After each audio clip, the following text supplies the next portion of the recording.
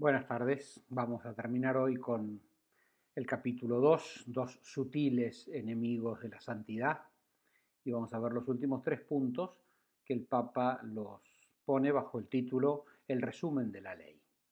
Hemos visto todo lo que implica el neopelagianismo, el neognosticismo, y el Papa ahora nos va a llevar al meollo, a donde vamos siempre, ¿no? En definitiva, se trata de amar. No es una cuestión intelectual, no es una cuestión voluntarista de proponerme yo un montón de cosas, sino tengo que aprender a amar, tengo que amar siempre, amar cada día más.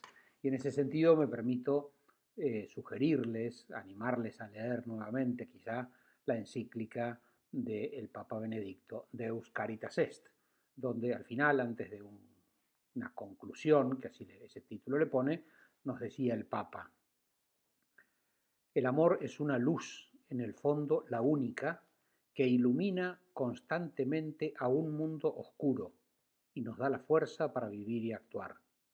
El amor es posible y nosotros podemos ponerlo en práctica porque hemos sido creados a imagen de Dios.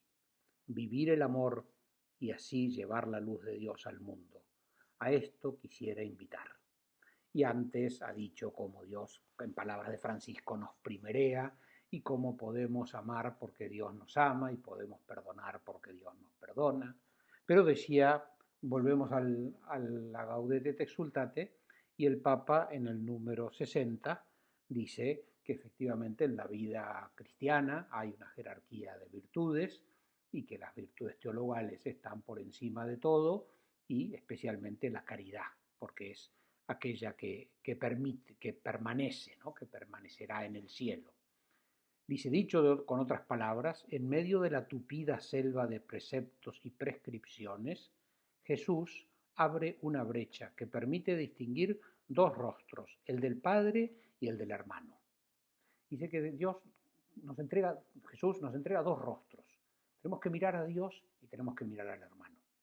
Podríamos decir, tenemos dos ojos para mirar a Dios y mirar al hermano, dos oídos para oír a Dios y oír al hermano. Y de eso se trata, dice, porque en cada hermano, especialmente en el más pequeño, frágil, indefenso y necesitado, está presente la imagen misma de Dios. ¿Qué es lo que queda cuando nos muramos?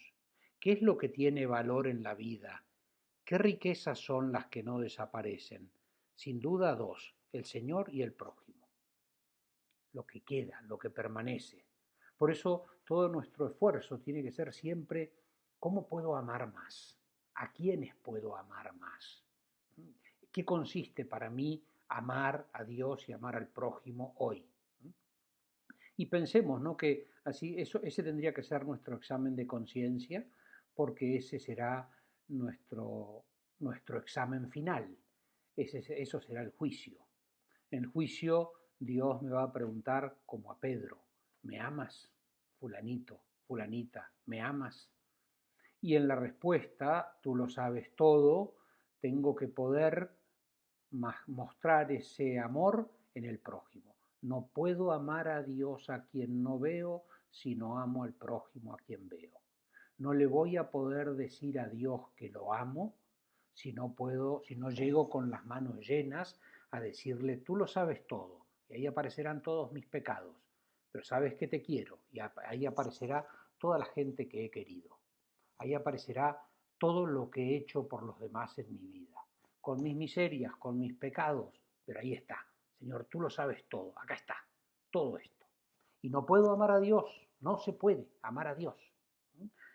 Pienso que a veces tenemos que tomarnos más en serio todo el Evangelio, no solo asumir ciertas palabras. Por ejemplo, todos creemos firmemente, gracias a Dios, en la presencia de Jesucristo en la Eucaristía, y cuando dice esto es mi cuerpo, creemos que a partir de ese momento ya no hay más pan, sino que está Jesucristo sobre el altar.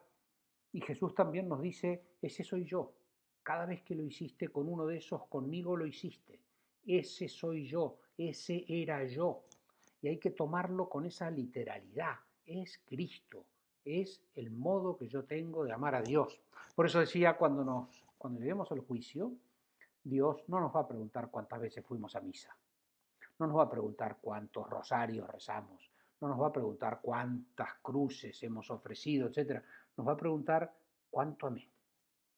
Y en todo caso, si tengo muchas misas, me va a pedir más amor porque he recibido más, tenía más ayuda, más gracia de Dios. Y mis rosarios y mi todo es capacitarme para amar. Todo es como prepararme para amar.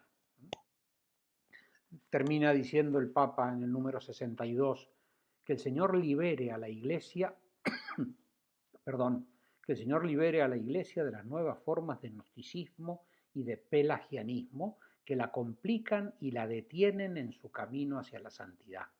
Estas desviaciones se expresan de diversas formas según el propio temperamento y las propias características. Por eso exhorto a cada uno a preguntarse y a discernir frente a Dios de qué manera pueden estar manifestándose en su vida.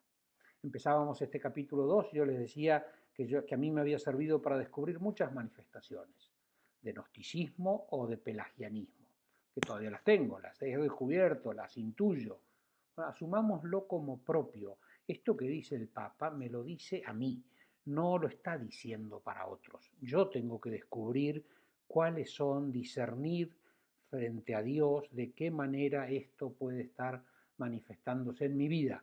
Y no eso, no pensar que lo dice para otros, no pensar que lo dice para otros, no pensar tampoco que lo dice Bergoglio, porque ya sabemos cómo es, porque lo conocemos, creo que ya lo comenté, el otro día escuchaba una meditación donde el predicador decía que no podíamos caer los argentinos en considerar al Papa como a Jesús los de sus contemporáneos, ¿no? Pero este es el hijo del carpintero, pero si a este lo conocemos, pero si creció con nosotros, pero si sus familiares los conocemos. Y lo mismo nos puede pasar a nosotros con el Papa. No, pero esto lo dice Bergoglio porque yo lo conozco, yo conozco su historia, entonces ahora no va a venir a decirme. Bueno, yo creo que tenemos que asumir que el Espíritu Santo quiere ayudarnos en esta línea y aceptarlo.